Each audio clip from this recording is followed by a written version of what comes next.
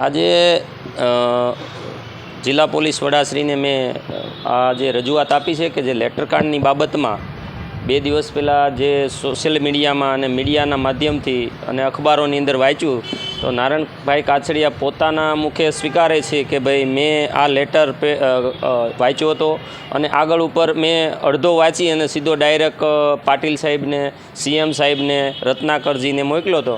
તો ખરેખર આ બનાવના મુખ્ય આરોપી તો એ જ છે. તો આજે મેં લેખિતમાં રજૂઆત કરી છે પોલીસને, આઈજી સાહેબને કે ભાઈ આરોપી તરીકે નારણભાઈ કાછડિયાને આમાં સામેલ કરો.